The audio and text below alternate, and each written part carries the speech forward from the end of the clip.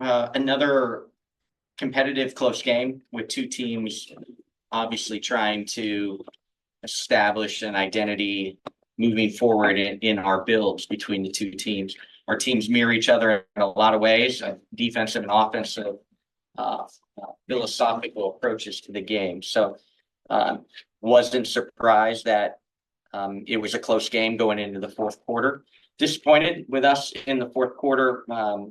They only had 4 points off turnovers through the first three quarters and had 13 of their 26 points in the fourth quarter off turnovers. So turnovers were a big factor in the fourth quarter. Thought just some simple ball screens on the wing bothered us. But again, do you let your defense be affected by not making shots? And tonight we missed a lot of quality open looks. And we have to learn and grow through. Our defense can't suffer, and we got to keep competing when we're missing open shots. But again, we're just going to keep working and keep plugging. I thought Rickea had an unbelievable first half. We rode her a lot. We're only able to get her 3 or 4 shots in the second quarter or second half with them trying to take her out. And we've got to be able to make adjustments and continue to find her opportunities that way. But again, Rickea continues to step up and show, just the high level that she can play at that we saw in that first half. All right, questions for players, Infinity. Hey, DJ from Infinity TV. Quick question, just piggybacking right off of Coach Miller's talk about the turnovers tonight. What was the main factor for the turnovers? Was it physicality? Was it playmaking and defense? And the question can go for either player. I think their pressure just kind of had us sped up. Even when we were on offense and we got wide open shots, we were kind of rushed. I know I rushed on a couple shots, so I think they just from the beginning were really aggressive and physical with us, and just really scrappy. They were tipping a lot of balls and stuff, and I think it just had us really sped up. Hey, so this won't be for you, Rickea, Michael Matthew here. Just for you to get off to that great start, just kind of just talk us through the zone that you were in, and what do you think made it so tough for them, or made it tough for you in the second half? First half, I just saw it going in. I've been working on trying to be more efficient with my 3-ball and just taking the shots. Second half, the focus was, more on me a little bit, and there was still a couple shots that I feel like I was a little short on, but it is what it is. David. Hey, this question is for Azrae. As somebody who's won a championship in this league, and someone that's been on a couple different teams, just kind of what do you see in terms of, the kind of natural progression of a young team, because it seems like you guys have had a couple of games like this where, you managed to stay in it, for most of the game. And then the fourth quarter, things just kind of get away from you there, just kind of what do you see in terms of, how a young team progresses? Yeah, I think it's in these type of years, it's a lot of growth happening. We have obviously, even before Cam got hurt, we had 2 rookies starting, and that's a lot of pressure on them. But it's a lot of experience for them as well. So it's good growth, but it's growing pains. We have to work through a lot of these things, and we have to find a way to close out games. And I think we're starting to see that. We've been seeing that. We've been in a lot of games. It's not like we've gotten blown out a lot this season. We've been in a lot of close games, and we have to find ways to really lock in at the end and take advantage and really get the lead at the end. And we have a lot of newer players who haven't necessarily played this amount of minutes before. So I think it's just a lot of growing pains, but we're trying to build the right culture here. We're trying to do the right things, even though the results aren't necessarily coming out in wins. But I know it's important to build good habits, championship habits, and we're trying to do that every day. So the wins will come. We have to continue to grow and work through that and, stay in the gym and stay connected. But a lot of the stuff in the locker room and just different culture habits that we're trying to build are important for winning. And once the wins come, it'll make it even better that we've started to implement a lot of that stuff, even through all the losses. Thank you. Last question for players. Infinity. Hey, so question for both of you guys. With us celebrating the late great Kobe Bryant's birthday today, and then tomorrow in LA, it's Mamba Day. I just wanted to ask you, like, what type of inspiration on the court, or in life in general, has the life of Kobe Bryant brought to both of you? Yeah, I mean, Kobe's one of the greatest players to ever play. So obviously we were all really impacted by his death, and I mean, I think just the way that he approached the game impacted so many people, just even for life. He was so serious about his craft, and we got to all witness that. So rest in peace to him and all the other people who died. But I mean, he's just one of the greatest players to ever play, and his discipline and his respect for the game just inspired all of us on and off the court. Thank you. Thank you, ladies. Thank you. I have a question for Coach. Okay.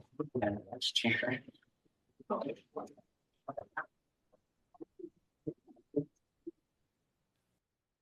right, questions for Curt?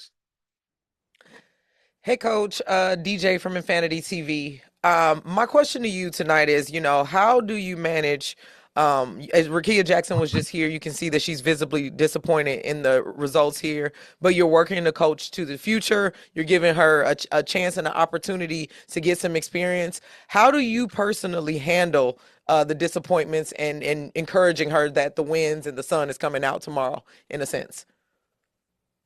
Yeah, I think that obviously, when we wake up tomorrow, she's going to realize that she played one heck of a first half. And she was, as she mentioned, some of the subtle things we've talked to her about this behind the scenes was not to hesitate.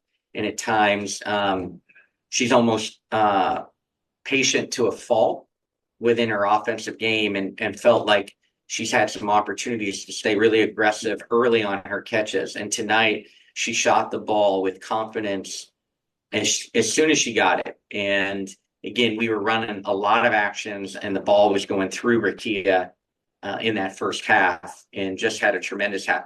We knew the adjustments were coming and the focus to them. They're a big congestion team in the paint. It was hard to get Rickea free in the paint in the second half. And then we got sped up in the fourth quarter, and we had multiple turnovers in transition.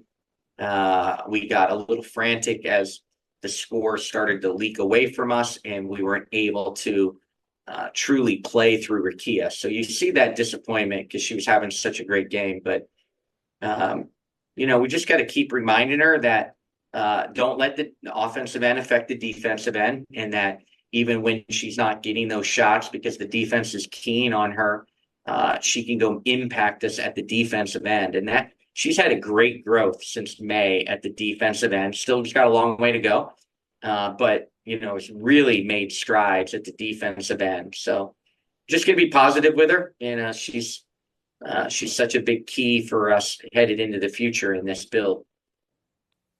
Coach, when it comes to De'Erica, it seems like since the Olympic break, things have been like a little tougher for her. She was dominating earlier in the year, looking like one of the top, 10 players in the league. Is it some of the fatigue from her doing so much early and playing the Olympics that's leading to this? Or are teams just kind of honing in more on her and trying to do as much as they can to take away her on the offensive end? Yeah, I think obviously the numbers speak to game plans. And as we, anyone that looks at our film and watches us play and sees the stats, De'Erica is such an integral part of what we do, almost a double-double every night. She almost had another double-double tonight, and really we found it hard to find her any kind of space in the paint. They were sending multiple players at her. As soon as she caught the ball anywhere near the paint, they kind of really congested driving lanes where De'Erica can be good in driving lanes. So there was a concerted game plan against De'Erica, and she's earned that right. So, we just got to keep trying to put De'Erica in positions to be successful when those defensive game plans are centered around her, and keep doing that. Again, she still went 9 and 10 But we got to get her more shot selection, more shots. And we got to continue to get her in the space that she can find success. Tonight, though, it was a night where I thought Dearica could have had a big assist total night, and it just didn't materialize because we missed so many open shots. So they got the ball out of Dearica's hands, but we couldn't take advantage of making open shots. Again, we took 27 threes, and I'm not sure how many were contested. There were a ton of open threes tonight. We just didn't have a great night shooting the ball. Thank you. Ray. Hey, Coach, Ray Murray from Sporting Tribune. I probably should have asked this last game, but what was the thought process on putting Steph Talbot in the starting lineup? Yeah, again, Steph is a big time warrior for us and such a glue person. She plays both ends. She's one of our best defenders and can guard multiple positions and is physical. And we can run multiple schemes with her because she can switch on the post players and really battle. So love her motor, love her physicality, love her ability to play at both ends. She's unselfish. She doesn't need shots.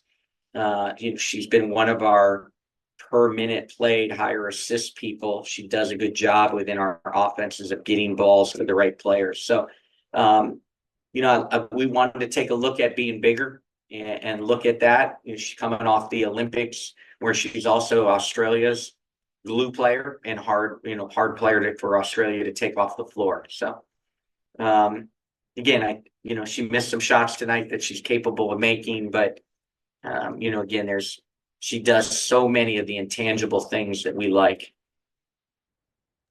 Thanks. Thank you, Curt. Thank you.